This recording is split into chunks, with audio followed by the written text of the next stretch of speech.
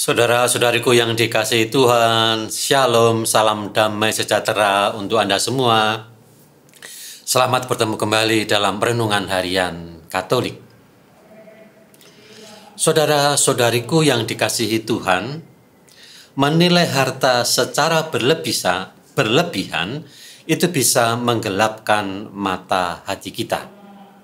Namun jangan lupa, buta hati bisa merembet kepada buta-buta yang lain.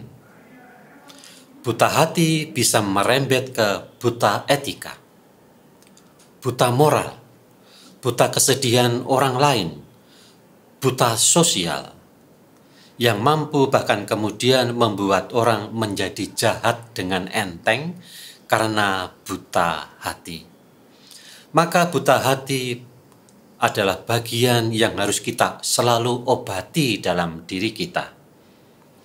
Maka kiranya jika orang berbuat jahat dengan enteng, baik itu kejahatan fisik, kejahatan etik, kejahatan kerah biru, premanisme yang sering kita jumpai dalam berita-berita saat ini, harus kita obati.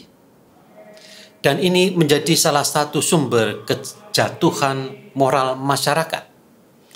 Menjadi tidak percaya satu sama lain, menjadi tidak percaya kepada pemerintah, menjadi tidak percaya kepada atasan, karena buta hati yang merembet kepada buta sosial, buta etika, buta moral.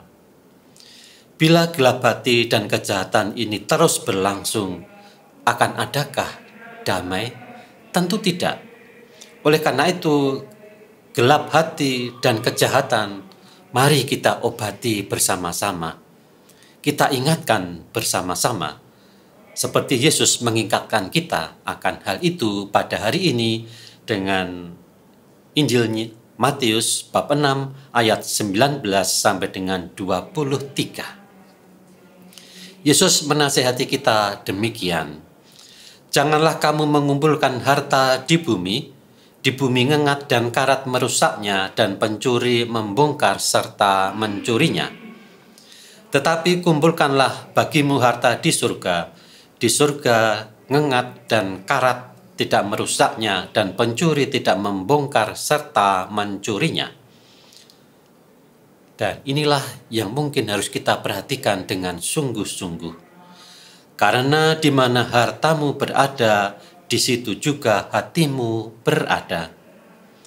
Mata adalah pelita tubuh. Jika matamu baik, teranglah seluruh tubuhmu. Jika matamu jahat, gelaplah seluruh tubuhmu. Jadi jika terang yang ada padamu gelap, betapa gelapnya kegelapan itu. Gelap mata dan gelap hati yang berkaitan dengan harta benda sering terungkap dengan kata atau istilah ini, yaitu gelap mata karena harta. Saudara-saudariku, gelap mata karena harta bisa memiliki banyak arti. Paling tidak saya menemukan ketiga arti itu. Gelap mata karena harta, artinya hartanya membuat matanya gelap terhadap keadaan orang lain.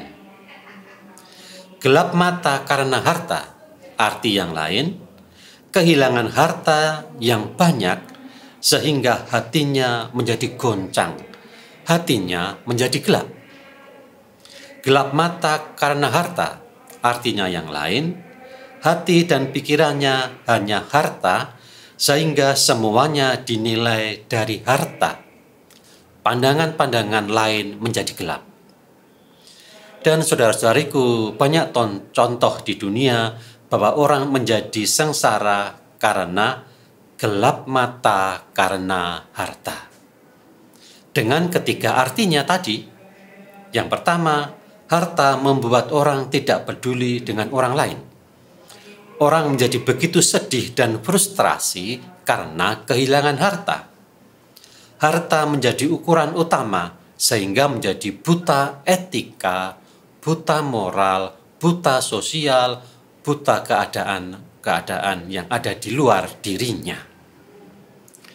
Karena kesedihan manusia semacam itulah, maka Yesus menawarkan harta yang baru, yaitu harta yang tidak akan menggelapkan mata dan hati, tetapi justru malah mencerahkan mata dan hati.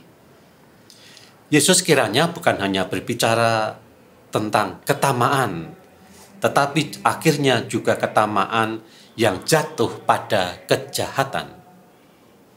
Maka ia berkata pada ayat 22, "Mata adalah pelita tubuh. Jika matamu baik, teranglah seluruh tubuhmu. Jika matamu jahat, jika matamu gelap, jika matamu buta etika, buta moral, maka gelaplah seluruh tubuhmu. Jadi jika terang yang ada padamu gelap, betapa gelapnya kegelapan itu."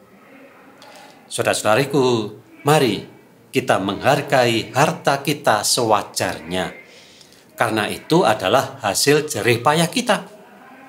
Namun jangan sampai kita menghargai harta yang kita peroleh itu dengan berlebihan, yang akhirnya membuat kita bisa menjadi orang yang gelap mata karena harta, dan akhirnya menjadi jahat. Semoga Tuhan melepaskan kita dari godaan-godaan yang sedemikian itu. Amin.